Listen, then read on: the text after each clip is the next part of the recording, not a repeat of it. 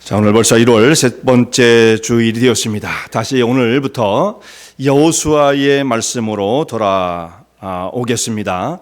지난 11월 한 두 번째 주일까지 여호수아의 말씀을 창세부터 해서 쭉 해서 그까지 진행이 되었고, 우리가 특별 새벽 기도가 이제 그 주간에 있고 또 추수감사주일이 있고, 그래서 그 절기에 맞는 말씀을 선택해서 지금까지 오게 되었어요. 대강절이 있고 또 연말과 2020년 새해 두 주 동안 주제별로 말씀을 살펴보다가 다시 이제 우리가 쭉 진행해왔던 여호수아의 말씀으로 복귀를 하게 되어집니다. 이제 앞으로 몇 주간 여호수아의 중요한 말씀들을 중심으로 해서 말씀을 살펴보고 여호수아를 종결한 후에 이제는 신약 성경의 한 책을 잡아서 말씀을 상고하도록 그렇게 계획을 하고 있습니다.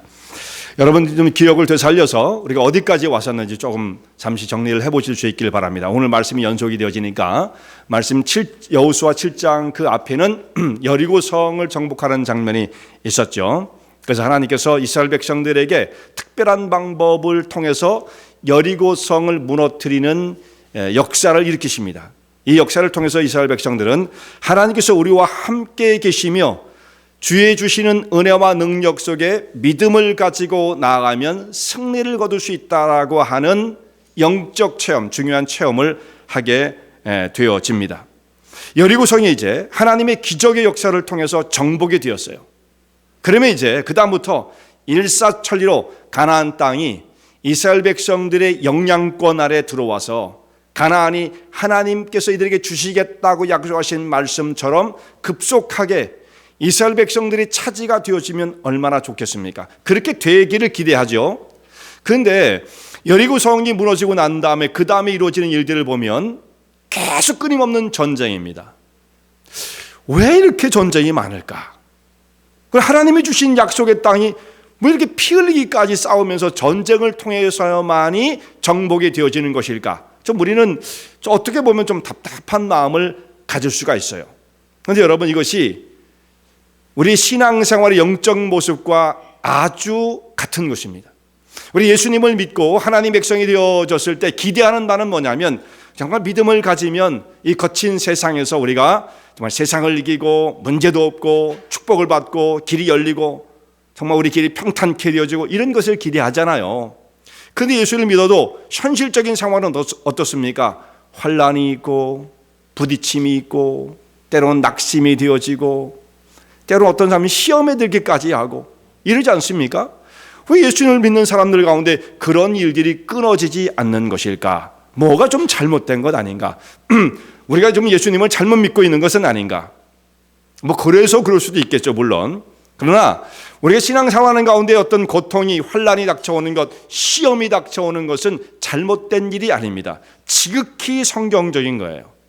우리 믿음의 조상들이 다 그와 같은 길을 밟아갔으며, 특별히 여호수아서를 통해서 하나님이 주신 약속의 땅에 들어가도 거기에는 전쟁이 끊어지지 않는다.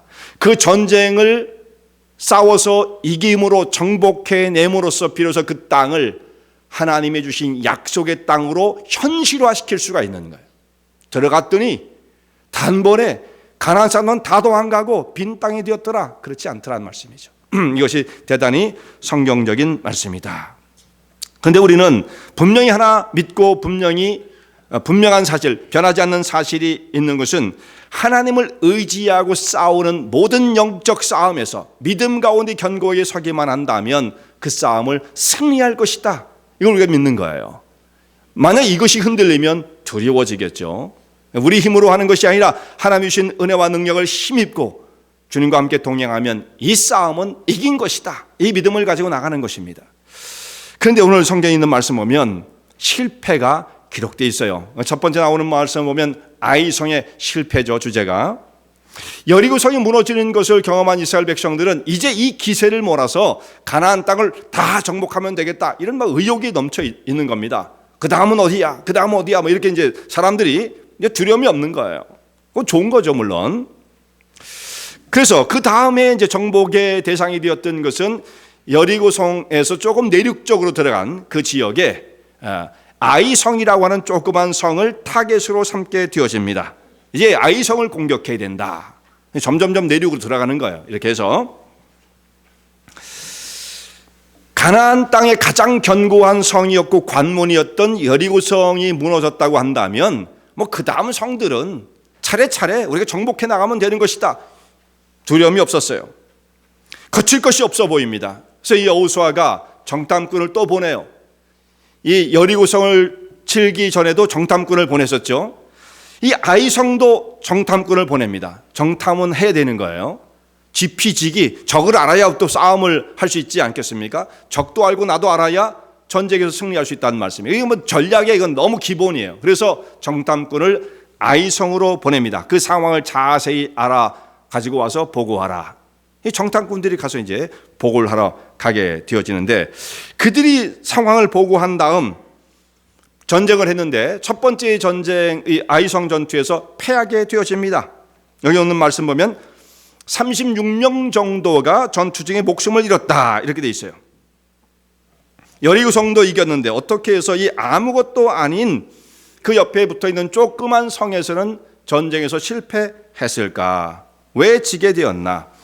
여호수아는 이 일을 보고 나서 낙심해서 주님 앞에, 하나님 앞에 무릎을 꿇고 회개하며, 하나님 어찌된 일입니까? 어찌하여 우리가 이 조그만 성을 넘지 못하고 이들 가운데서 우리가 패하여 백성들의 마음이 물같이 녹게 되었으니 어떻게 하면 좋겠습니까? 앞으로 전쟁을 어떻게 수행해 나갈 수가 있겠습니까? 탄식하며 하나님 앞에 부르짖게 되어집니다. 왜 이들이 실패했을까?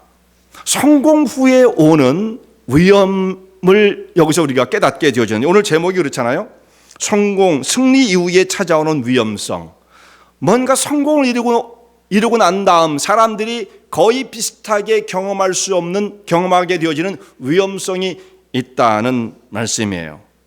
성공한 사람들 가운데 잘 나가다가 인생의 아주 중요한 결정적인 그 시간에 오히려 실패의 나락으로 떨어지는 사람들을 보게 되어집니다. 사업을 하는 사람들도 그렇고요, 정치하는 사람들도 그럴 수 있겠죠. 특별히 목회자들 가운데에 성공이라는 그 개념이 좀 모호한 것이지만, 성공이라는 게 뭐겠어요? 목회의 성공은 사람들 크게 모아가지고 큰 빌딩 내는 것, 그 자체를 성공이라고 말할 수는 없는 거죠. 그냥 그런 방법, 그런 일이 있는 것뿐이지 그것을 목회적 성공이라고 우리는 말하지 않습니다만, 사람들은 또 그렇게 생각하지 않겠습니까?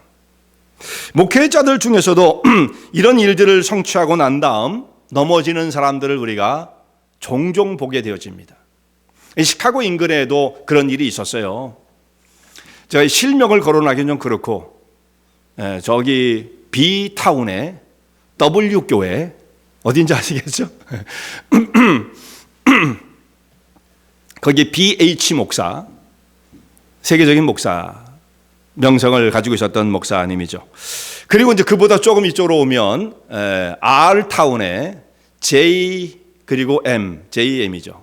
이니셜로 말하면 그런 목사님 두 분이 있었는데, 이 모든 이 두 분이 최근에 불명예스럽게 사임을 하게 되어집니다.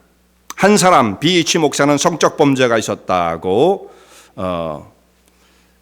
그래서 불명예 퇴임을 하게 되어지고, 또 한 사람 JM 목사, 이분은 공금횡령 그리고 공갈 협박 이런 일이 있었어요. 사람 죽이겠다 이런 얘기까지 했다고 그래요. 참 이해하기 어렵지 않습니까? 왜 이런 분들이 이런 일을 저지르게 되었을까? 자, 이분들이 제일 처음에 하나님의 소명 콜링을 받고 신학교에 가서 안수를 받고 하나님의 사역을 시작하게 되었을 때 처음부터 나는 이 장차 그냥 교회를 크게 만들 거야, 무조건 난 교회를 크게 만들 거야, 그리고 세력을 얻을 거야, 그리고 그 다음에는 내 마음대로 할 거야, 이런 범죄를 저질러야지, 이런 분은 아무도 없었겠죠. 그런 분은 아무도 없었을 거예요. 어떻게 하면 하나님 앞에 주님이 주신 소명을 잘 감당할 수 있을 것인가, 겸손한 마음을 가지고 주의 사역을 이루며 영혼을 보살피고 말씀 전하는 일에 최선을 다해 왔을 것입니다. 근데 그러던 중에 정말 교회가 성장을 하기 시작을 하게 되어집니다. 그리고 세계적인 명성을 얻게 돼요. 정말 이 BH 목사 같은 분은 세계적인 명성을 얻었어요. 그분이 롤 모델이 되어집니다. 그분이 하는 그 모든 일들이 벤치마킹이 되어지고 교회는 다 그렇게 되어야 되는 것처럼 여겨져 왔던 그런 시대였죠. 정말 지난 한 30년 동안은 그 교회가 정말 세계적인 벤치마킹이 되어지는 교회가 되었던 거예요. 근데 그분의 마지막은 성추행, 성범죄로 인해서 불명예 퇴임을 하게 되었죠. 이런 분들이 많습니다. 사실 참 많습니다. 왜 이런 일이 벌어질까? 또 어떤 분은 공공을 횡령하고 교회의 그런 그 하나님 앞에 드린 그 귀중한 물질들을 마음대로 사용하게 되어지는, 그리고 살해 협박까지 하게 되는 이런 일이 벌어지게 되었을까? 처음부터 이분들이 그것을 의도하지는 않았을 거예요. 그런데 시간이 가다 보면 사람들이 다 자기를 인정하기 시작합니다. 다 사람들이 그분을 성공했다고 말을 합니다. 당신은 정말 대단한 분이라고 말을 합니다. 우리는 당신을 본받기를 원한다고 그렇게 말을 합니다. 그렇게 되어지자 세상의 주목을 받기 시작하면 본인 스스로가 나는 이제 이 정도의 지위와 권한을 갖고 있다라고 생각을 하게 되어짐으로써 스스로 자신의 그 삶을 도덕적인 절제를 하며 이룰 그 길을 걸어가는 이 컨트롤 장치가 고장이 나버려요. 절제하는 모습. 나는 이 정도의 능력과 권한을 갖고 있어. 나는 사람들에게 롤 모델이 되고 있어. 그러면서 어떤 생각을 해요? 나는 별로 틀리는 게 없어. 이렇게까지 나가게 되어지죠. 내가 하는 일은 별로 틀리는 게 없어. 사람들이 다 나를 본받고 있어. 이렇게 되다 보면 자기도 모르게 어느 순간 이 통제할 수 없는 그 부분을 빠져들고 마는, 범죄의 깊은 늪속에 빠져들고 마는 거예요. 이래서 사람이 실패를 하게 되어지는 겁니다. 나는 이 정도의 지위를 누릴 수 있는 자격이 있어. I deserve it. 나는 이런 것을 할 수 있어. 그렇게 생각하는 거예요. 충분한 자격이 있어. 그래 놓고 범죄로 빠져드는 거죠. 하나님 앞에서 우리는 모두가 다 문제투성이고 범죄가 있는 자들이고 죄악의 그 세력 속에 언제든지 넘어질 수 있다고 하는 자기의 모습을 고백하며 삶을 살아가야 되는 거죠. 이게 회개하는 자의 모습이에요. 그거가 빠져버리면 우리는 통제불능의 상태에 들어가게 되어지는 것입니다. 그래서 결국은 급속도로 늪속에 빠져들고 파국으로 일이 끝나고 말아요. 참 안타까운 일이죠. 이런 일들이 목회자들 가운데 한국에서도 그렇고 미국에서도 그렇고 많은 일들이 있습니다. 이거 목회자들만의 일이 아니죠. 큰 일들을 이루고 난 다음 어떤 누구도 경험할 수 있는 일이 되어지는 것입니다. 오늘 여기에 있는 말씀, 여리고 성의 이 실패의 원인도 바로 이와 같은 비슷한 그 상황 속에서 일어난 것입니다.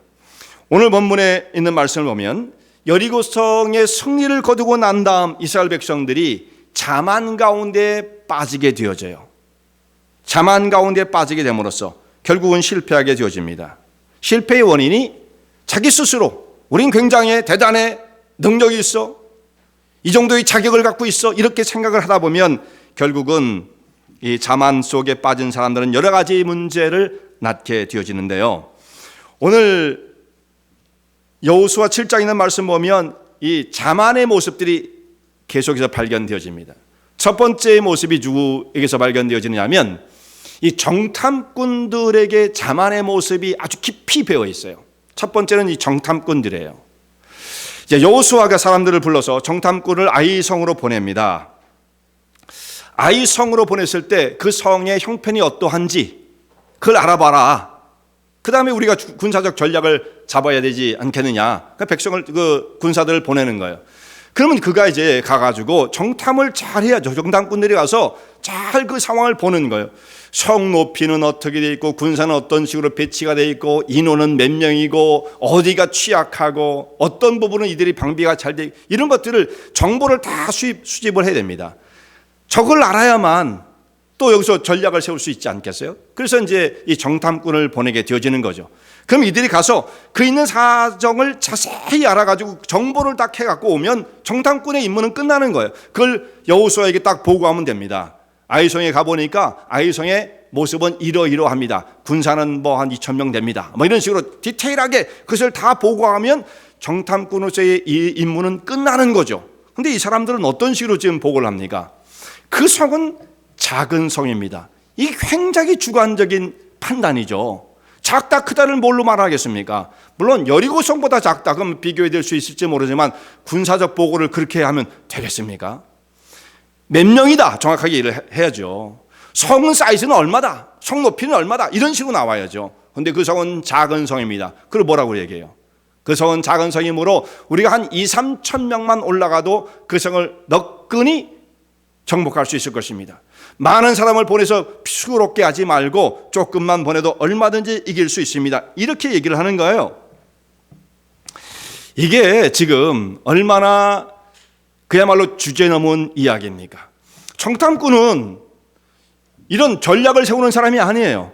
이 보고를 받고 그 다음에 판단을 하고 결정을 내릴 사람은 여호수아죠. 다른 참모들이죠. 청탐꾼은 정보만 주면 되는 겁니다. 근데 이 사람이 뭘 다 해요? 자기가 작전까지 다 잡아요. 주제 넘은 거죠, 그야말로. 자기가 모든 전략까지 다 세우는 거예요. 왜 이런 일이 벌어졌겠습니까? 평상시 같으면 그러지 않았을 거예요.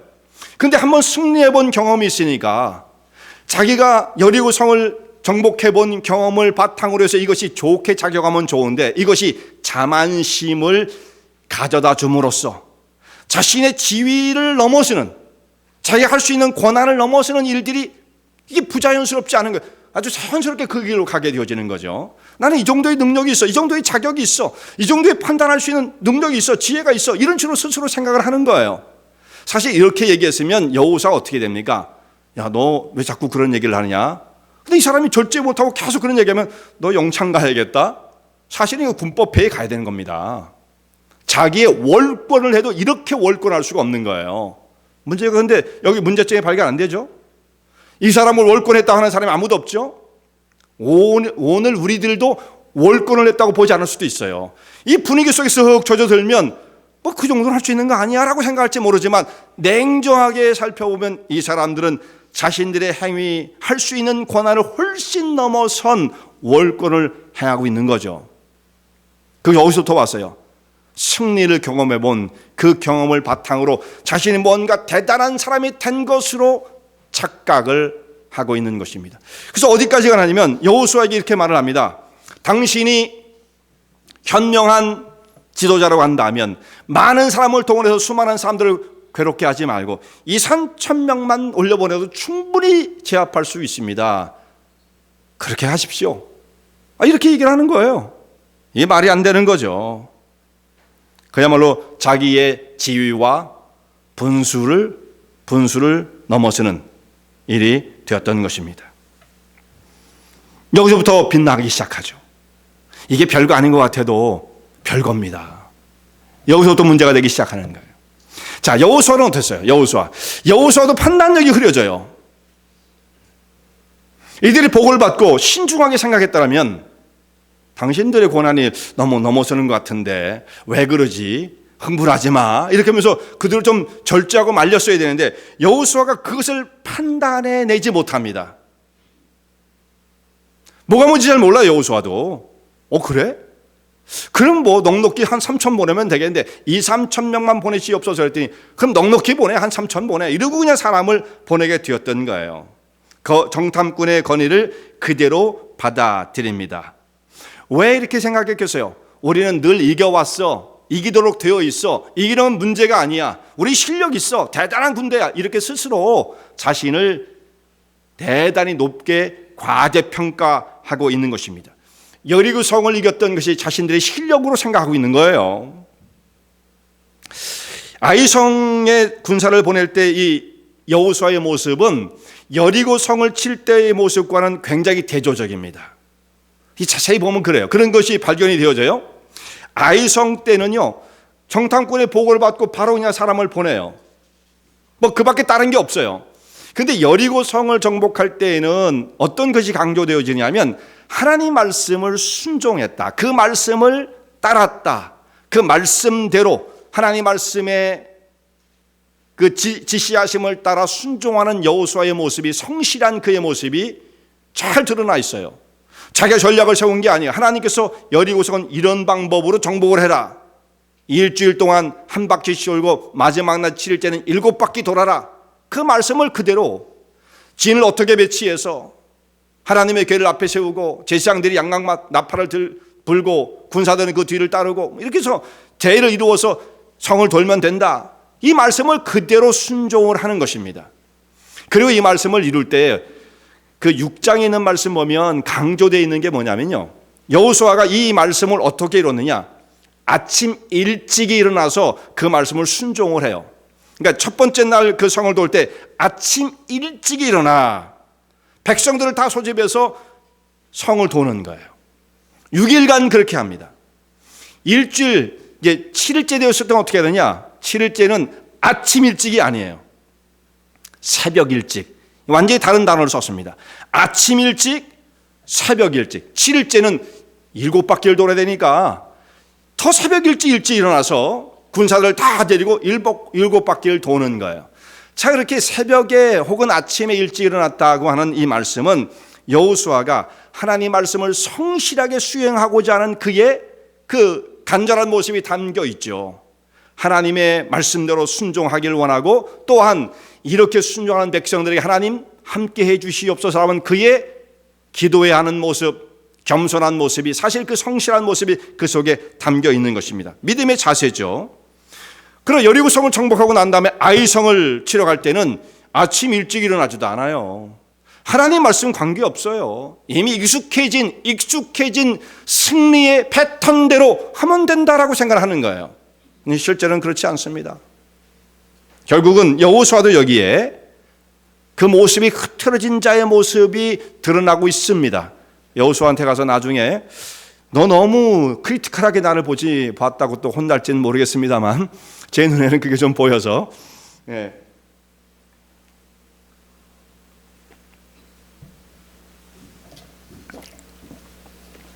이 아이성에 대한 그 승리를 의심하지 않았습니다만 결국은 참패였습니다. 세 번째에 또 틀어진 모습이 나오는데요. 세 번째, 이 사람은 이제 아간의 범죄의 모습을 통해서 드러나게 되어집니다. 아간. 자, 정탐꾼이 나왔죠. 그 다음에 최고 지도자인 여호수아의 모습도 나왔죠. 이제는 아간인데 이 아간은 누구를 대표하느냐? 백성들의 모습을 대표한다고 생각하면 돼요. 백성들의 모습. 이스라엘 백성들의 자만의 모습이 드러나 있습니다. 하나님께서 여호수아에게 말씀하시길, 여리고성이 무너졌을 때에 여리고성에 있는 어떤 것도 취하지 말아라. 여리고성에 있는 모든 생명을 칼날로 다 멸하고 거기 있는 것은 어떤 것도 취하지 말고 다 불태워버려라. 초토화를 시켜라. 하나님께서 여리고성을 그렇게 말씀하시는 바는 가나안 땅에 대한 하나님의 징계의 차원에서 그렇게 말씀하신 거거든요.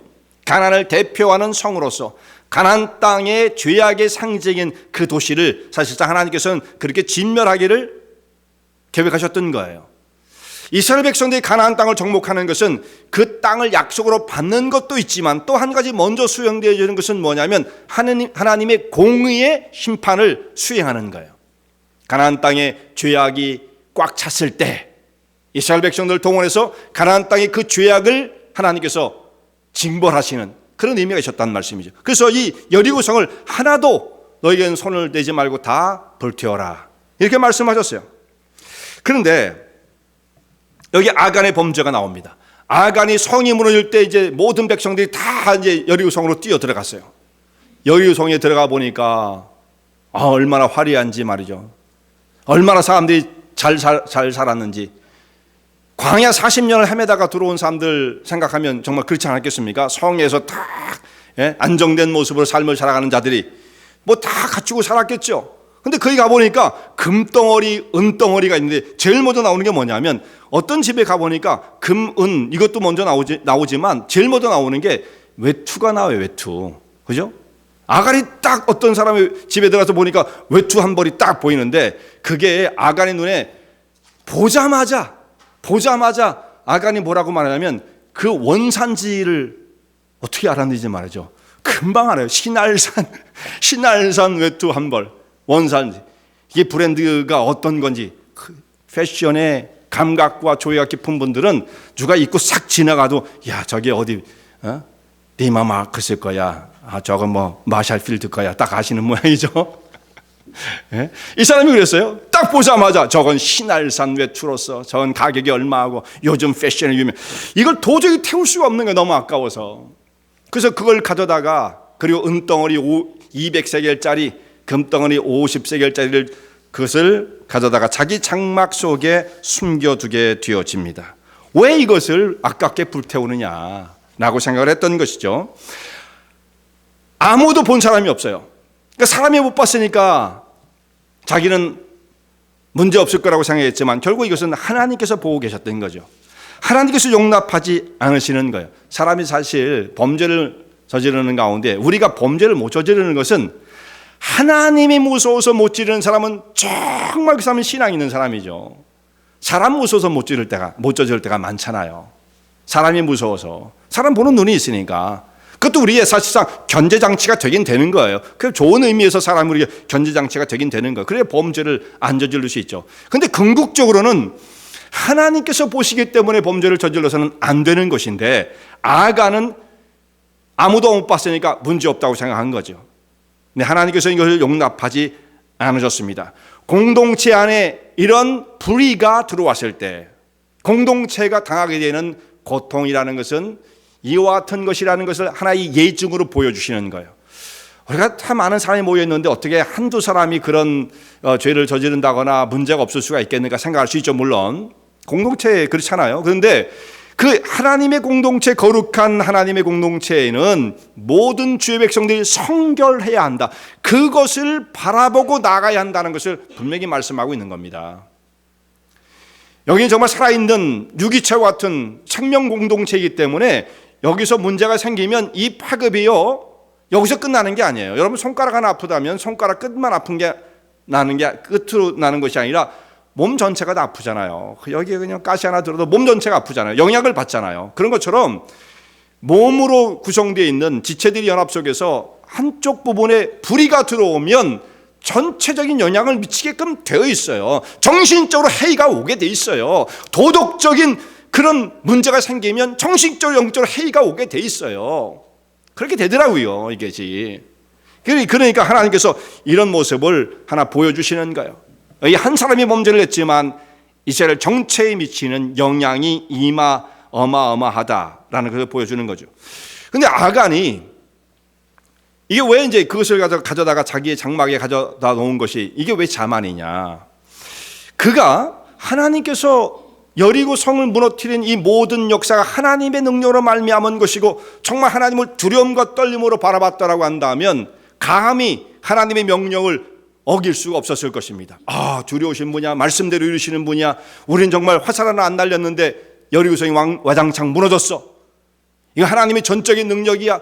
그렇게 하나님을 두려움과 떨림으로 바라봤다라고 한다면 이런 범죄에 당하지 못했을 것입니다. 그런데 아간은 어떻게 생각하냐면 이것이 하나님께로부터 말미암은 것이 아니라 이 승리가 우리가 이루는 것이다라고 생각을 했던 거죠.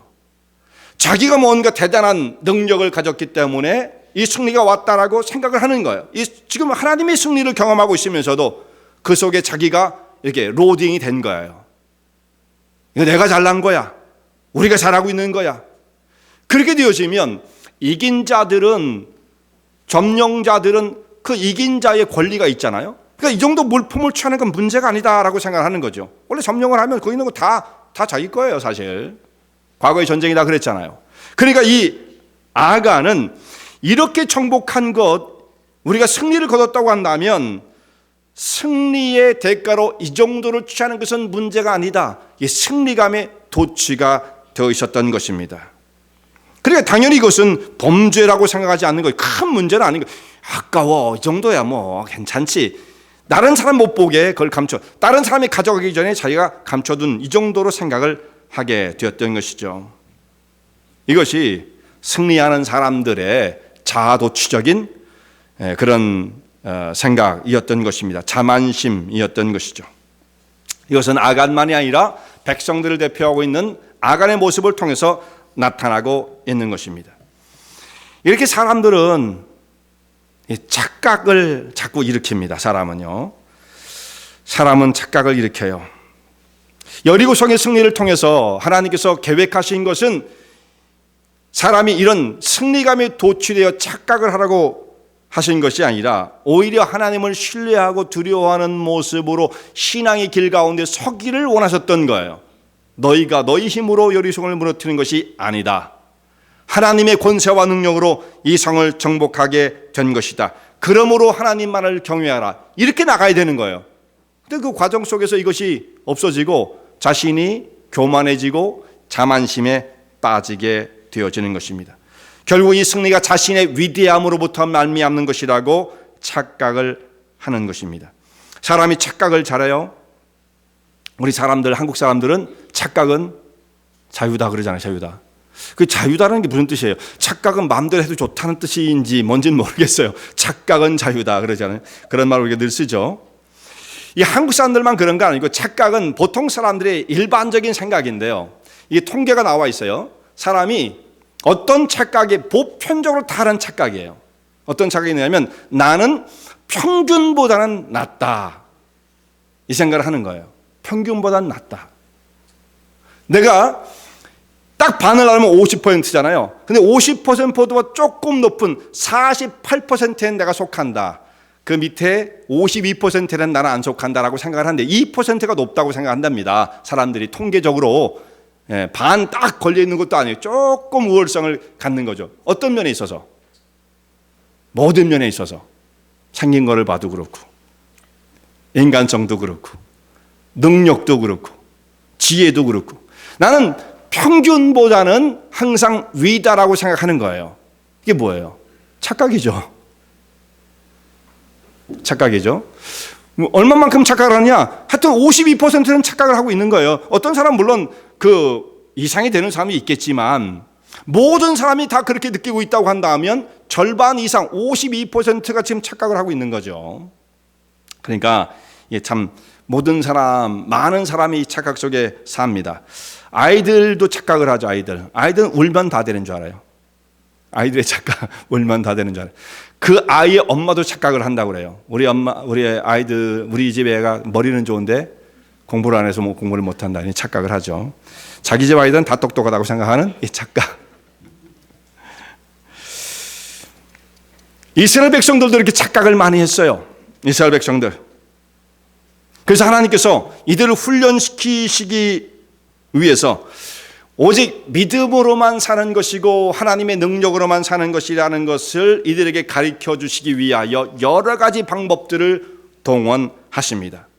너희가 광야를 걷는 것도 너희 실력이 아니다. 내가 너희를 독수리 날개로 다 업어서 보호해서 이 광야를 건너게 했다.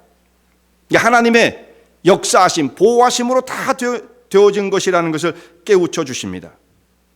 하나님께서 우려하신 바가 뭐냐면 이들이 광야를 통과해서 가나안 땅에 들어갔을 때에 편안해졌을 때, 물질을 모으게 되었을 때, 가나안을 정복하고 편안하게 살 때 그들이 이 모든 것이 자신의 능력으로 이룬 것이라고 생각할 것일 수도 있다는 것을 항상 우려하십니다. 그래서 이들을 선택하신 이유를 분명히 이렇게 말씀하세요. 너희를 내가 내 백성으로 삼은 이유는 뭔 줄 아느냐? 그거 오늘 우리에게도 적용이 되어지는 거예요. 하나님께서 우리를 선택하신 이유는 뭐겠어요? 그 이유가 평균보다는 위기 때문에? 그게 아니에요. 오히려 평균보다 못하기 때문에 우리를 선택하신 거예요. 신명기 7장 7절에 있는 말씀 보면 이렇게 말씀하세요. 내가 너희를 선택한 것은 너희가 수요가 많거나 뛰어난 민족이기 때문이 아니었다. 너희는 수요가 적었느니라. 한 줌밖에 안 됐었다. 미약한 자들이었다. 그들을 내가 선택했다. 이렇게 말씀하시죠. 근데 너희가 가나안 땅에 들어가서 은금 물질적으로 부자가 되고 풍성하게 되어질 때 두렵건대 하나님을 떠날까 두렵다. 염려 너가 여호와를 잃어버릴까 하노라. 교만하여 이 모든 능력을 내가 다 이룬 것이라고 생각할까 두렵다. 신명기 8장 14절. 이게 계속 반복되어져요.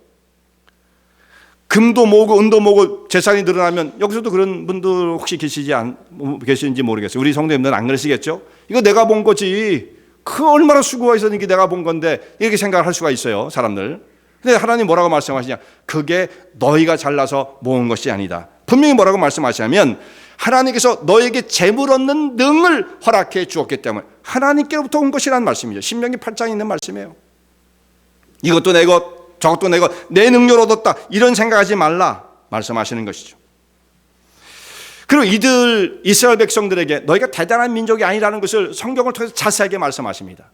너희를 선택한 건 잘나서가 아니야. 갈대아 우르에서 너희는 하나님을 잘 섬겼던 자들이 아니라 우상 숭배자들. 너희가 강 건너편에 있었을 때 너희의 조상은 우상 숭배자들이었다. 우상 숭배자의 후예들이에요. 이스라엘 백성들이 별거 아닙니다. 원래는 잘할 게 하나도 없어요. 그리고 이들을 어디서 건져내시느냐? 가나안 땅에 오기 전에 이들은 애굽의 바로의 노예로 삶을 살았던 자들이에요. 이걸 생각을 해봤어요. 만약 이것이 거꾸로였다고 생각해 보세요. 거꾸로. 이들이 애굽 땅의 종이 아니라 애굽 땅에 살긴 살았는데 거기서 지위가 있고 종을 부리는, 애굽 사람을 종으로 부리는 그런 환경 속에 살았다고 가정을 하자고요. 그런데 어느 날 하나님께서 그들을 소명을 줘, 야 너희가 이제 가나안 땅으로 가야겠다라고 하셨을 때 우리는 모든 것을 다 버리고 하나님의 부르심이 옳다는 것을 깨닫고 그것이 의로운 길이라는 것을 깨닫고 다 버리고 나는 가나안 땅을 향해서 갔다. 가나안 땅은 애굽에 비하면 복지가 아닙니다. 사실 애굽 땅이 훨씬 더 비옥하죠. 그래서 우리는 환경도 보지 않고 가나안 땅으로 갔다. 이렇게 만약 했다고 한다면 엄청난 것이죠. 그런데 그런 사람들은 무슨 얘기를 하겠어요? 가나안 땅에 들어가서 조금만 문제가 생기면 컴플레인 하게 될 것입니다. 하나님 앞에 따지게 될 거예요. 우리는 다 버리고 왔는데 이게 뭡니까? 그런 식이 되어지기가 너무 쉬운 거죠. 그러니까 하나님께서는 이들이 어떤 상황이었어요? 애굽에 종살이하며 신음하며 고통하며 아무런 소망이 없었을 때 그들을 건져 가나안 땅으로 인도하시는 거예요. 그 하나님 앞에서 어떤 것도 사실 컴플레인할 수가 없어요. 그런데 참 이스라엘 백성들은 대단합니다. 그러면서도 컴플레인을 해요. 그러면서도 자기들이 특별한 존재라고 생각을 하는 건데 그렇지 않아요. 하나님의 무조건적인 선택입니다. 오늘 우리도 마찬가지입니다. 우리는 하나님 앞에 특별한 존재이기 때문에 선택을 받은 게 아니에요. 소수요, 세상에서 미련한 것들, 성경에도 그렇게 적나라하게 말씀했죠. 세상에 미련한 것들과 천한 것들과 뭐 이런 식으로 나옵니다. 예? 그런 사람이었어요. 우리가 그런 사람을 선택하여 세상의 지혜로운 자들, 부유한 자들, 권세 있는 자들 부끄럽게 하려 하시기 위해 오늘 우리를 선택했다라고 말씀하시는 거죠. 우리는 상위 48%에 드는 자들이 아닙니다. 외모도 그렇고 능력도 그렇고 하나님의 은혜로 사는 자들이다라는 것이죠. 하나님 앞에 왜 자만을 품는 것이 왜 나쁘냐? 스스로 부유한 마음을 가지게 되면 하나님의 은혜를 바라보질 않아요. 내가 다 능력이기 때문에, 자격이 있기 때문에 그러게 된 것이라고 생각을 합니다. 이러면 신앙에 간절함이 생기겠어요? 감사가 있겠어요? 하나님의 은혜가 있겠습니까? 당연한 것이, 모든 것이 다 당연한 것이죠. 그래서 하나님 앞에 기도할 때에도 자만심에 빠져 있는 사람은 바리새인처럼 기도합니다. 누가복음 18장에 있는 말씀 보면 바리새인과 세리가 성전을 올라서 기도할 때 바리새인은 어떻게 기도합니까? 하나님이여, 저는 저 세리와 같지 않음을 감사합니다. 저는 주님 앞에 11조를 드립니다. 감사합니다. 이게 뭐 자랑이에요? 감사해요? 이게 뭐예요 도대체? 저는 11조를 드립니다. 감사합니다. 당연히 드릴 거 드렸는데 뭐 그걸 자랑 삼아 넣어놓고 저는 금식을 합니다. 이러면서 자기를 자랑하며 세리와 같지 않은 것을 자랑하며 기도하는 이 기도를 하나님, 자만심에 가득 차 있는 바리새인의 기도를 하나님께서 들으실 수가 있으시겠습니까? 저는 죄인입니다. 가슴만 치고 내려갔던 세리의 기도를 하나님께서는 기쁘시게 받으시지 않겠느냐. 오늘 우리는 어떤 기도를 드리나요? 일사천리로 그랬잖아요. 쫙 기도했더니 청산유수 나오는 그런 기도, 좋은 기도가 아니에요. 떨리는 모습으로, 때로는 틀리기도 해도 괜찮아요. 일사천리로 그런 거 꼭 좋은 것은 아니다 이거죠. 여기에 정말 자신의 연약함을 고백하며 하나님의 긍휼을 구하는 것이 들어있어야 그게 좋은 기도죠. 자만심에 차 있는 기도 안 되는 거죠. 뭐 상당히 오래전의 이야기인데요. 제가 참 이걸 인상 깊게 한번 봤던 경험이 있는데, 물론 굉장히 오래전 이야기입니다. 1986년도니까 이제 제가 대학 다닐 때, 졸업반 때쯤 됐을 때네요. 그때 한국에서 뭐가 있었어요? 아시안 게임을 하시네요. 아시안 게임 있었어요. 맞아요. 88년도는 올림픽이고 그 아시안 게임에 육상의 신데렐라가 하나 있었습니다. 한국 사람. 뭐 이름은 말하지 말고요. 말하자면 뭐 R이나 L쯤 되겠죠. 이니셜로만 하면. 예, 저는 이름을 뭐 기억합니다만 이 사람이 그 고등학교 2학년 선수였어요. 근데 이 사람이 나와가지고 육상 3종목에서 금메달을 받았습니다. 뭐 엄청난 거, 육상 이런 거 우리가 아시아에서 그렇게 잘했나 할 정도로 한 사람이 3관왕이 된 거예요. 그래서 이 사람이 인터뷰를 했습니다. 많은 방송사들이 와가지고 어떻게 그렇게 대단한 인물이 나오게 됐는지 그 사람 막 인터뷰를 하니까 이 울먹이면서 이 3관왕이 되었던 이 선수가 한 이야기가 뭐냐면 저는 가장 부러웠던 것이 그 선수가 이런 얘기를 했어요. 우유를 마시면서 배불리 먹으면서 그 운동을 하는 아이들이 전 제일 부러웠어요. 우유 마시는 애들. 그리고 저는 매일 라면 먹으면서 운동을 해가지고 이렇게 힘이 없어요. 그런 얘기를 했거든요. 근데 그 사람이 3관왕을 한 거예요. 그러니까 막 사람들이 그 얘기를 듣고 저도 막 가슴이 야 저런 학생이 다 있었구나. 그만큼 86년에도 한국이 못 살았습니다. 이게 잘 산 거 셀로폰 팔아가지고 이게 얼마 안 됩니다. 예, 얼마 안 돼요. 너무 우리가 막 너무 그러면 안 돼요. 언제 이렇게 될지 몰라요. 사실은 얼마 안 됩니다. 잘 살기 시작한 것이. 그때 그 학생이 말한 것이 인상적이었어요. 저는 라면만 먹고 뛰었어요. 우유 먹는 아이들이 부러웠어요. 여러분 지금 우유 그게 부러워요? 그런 사람 아무도 없죠. 근데 그걸 못 먹었다 그러니까 사람들이 가슴이 뜨거워져 가지고 그 학생에게 많은 후원금이 갔어요. 사람들이 막 성금을 모아줬어요. 야, 얘 꿈나무다. 이 학생을 잘 지원해서 이제 2년 동안 라면 먹지 말고 우유도 먹고 고기도 먹고 삼겹살도 먹고 이러면서 체력을 단련해서 잘해서 그 다음 올림픽을 향해서 나갈 수 있도록 우리가 지원을 해야 한다. 그렇게 막 사람들이 성금을 모아줬습니다. 방송도 출연을 하고 오라는 데가 많았고 인기 스타가 되었어요. 근데 그 다음부터 어떻게 되었느냐? 그 다음에는 이 사람이 국내에도 선발되지 않을 정도로 실력이 저하가 되었어요. 뭐 여러 가지 얘기가 있긴 있더라고요. 하여튼 결과는 그렇습니다. 국제대회 올림픽 한국에서 일어났던 88년대 올림픽에 나아가서 좋은 성적을 낼 것이란 기대를 했지만 거기에 출전 자격조차 얻지 못했던 것입니다. 그냥 사라진 인물이 되고 말았어요. 이 헝그리하지 않으면 안 되게 돼 있어요. 헝그리하지 않으면 뭔가에 대한 디자이어가 그 속에 강하게 들어있지 않으면 모든 의욕을 다 상실하고 마는 것입니다. 배가 부르면 정신적 해이가 올 수가 있는 거예요. 헝그리한 사람들만 발전할 수 있습니다. 물론 이 헝그리하다는 것이 육체적인 것만 말하는 건 아니에요. 영적으로 우리가 영적으로 배가 부르면 그때부터는 실패에 빠지게 되어지는 거. 이게 바로 자만이에요. 영적으로 배가 부르다 자만이에요. 이 실패에서 깨닫지 못하면 결국은 더 크게 낭패를 보게 되어지는 것이죠. 그러니까 실패는 나쁜 게 아니에요. 실패를 통해서 사람이 깨닫게 되어지고 삶의 방향 전환을 이룰 수 있다고 한다면 그건 좋은 거예요. 그러니까 실패도 나쁜 게 아니에요. 그러나 이때 깨닫지 못하면 결국은 더 큰 낭패를 당하게 되어지는 것입니다. 예수님께서 이렇게 말씀하십니다. 팔복 가운데 마태복음 5장에 있는 말씀 보면 배고픔에 대해서 말씀하세요. 헝그리한 것. 그것이 복이 있는 상태다. 헝그리한 사람, thirsty한 사람.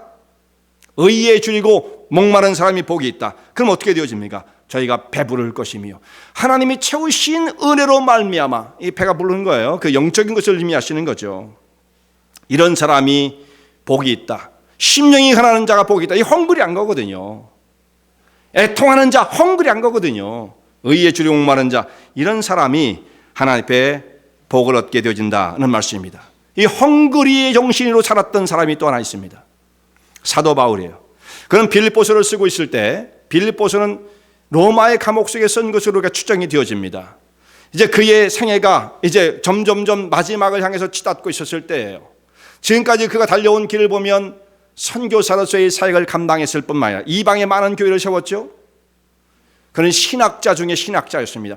그에게 빚을 지지 않은 사람 크리스찬은 없어요. 다 그에게 빚을 졌어요. 예수님께서 이루어오신 그 십자가의 은혜를 잘 일목요연하게 정리해서 우리에게 깨우쳐준 사람이 사도 바울이에요. 사실은요, 그가 없었으면 복음의 체계가 이렇게 정립되기가 어려웠을 것이란 말씀이죠. 그만큼 우리는 그에게 빚을 지고 있습니다. 그런 사람이에요. 그러니까 그런 자랑할 게 참 많은 사람입니다. 자기 실력을 자랑하고 백그라운드를 자랑하고 지금까지 달려왔던 경력도 자랑할 수 있어요. 그런데 바울이 빌립보서 3장을 쓰면서 뭐라고 말을 하냐면, 나는 이 모든 것들을 배설물로 여깁니다. 내 뒤에 있는 것은 다 잊어버리고 앞에 있는 것, 그리스도께 잡힌 바 되어진 그것을 잡으려고 전심전력해서 표대를 향해서 달려가는 사람입니다. 나는 아직도 헝그리합니다. 의에 줄이고 목마릅니다. 그런 말을 하고 있는 것입니다. 감옥 속에 있으면서도 그런 마음을 품고 있는 거예요. 누구를 정죄하고 누구를 판단하고 그럴 여유도 없어요. 그냥 앞을 향해서 하나님 주신 그 표대를 향해서 달려나가기에 급급한 헝그리한 마음을 가지고 있다는 말씀입니다. 나는 더 그리스도를 알기를 원합니다. 갈급합니다. 그는 결코 자만하지 않았습니다. 내 뒤에 있는 것은 잊어버리고 역사를 망각하겠다는 것이 아니라 자기 뒤에 있는 것은 잊어버리고 그것을 자랑으로 삼지 않으며 오히려 배설물로 여기고 앞에 있는 것을 구하고자 했던 사람, 헝그리한 마음이죠. 자, 우리가 예수님 앞에서 얼마나 줄인 마음을 갖고 있는가. 이 줄인 사람들은 옆에 있는 사람 판단하고 정죄하고 그럴 여유도 없어요. 앞을 향해서 정신없이 달려가야죠. 뒤를 자꾸 돌아보면서 왜 옆에 있는 사람과 비교를 하고 뭐 이렇게 판단을 하고 정죄하고 이런 거 할 여유도 없습니다. 얼마나 목이 마른가. 하나님을 향해서 얼마나 목이 마른가. 이 영혼의 목마름을 가진 사람들이 복이 있다. 그 입을 열면 하나님을 향해서 목마름을 가지고 표현하는 이런 마음을 가진 분들은 얼마나 복이 있습니까? 그런데 왜 그 상태를 벗어나면 이게 복이 없는 거예요. 이런 믿음을 소유한 분들, 하나님께서 이런 백성들에게 위로를 주시고 승리를 주시는 거예요. 세상에 환난과 고난이 닥쳐와도 그 자리에 서 있는 사람들은 얼마든지 이길 수가 있습니다. 끝까지 정말 헝그리한 마음을 가지고 하나님을 바라보시는 주의 종들 되시기 바랍니다.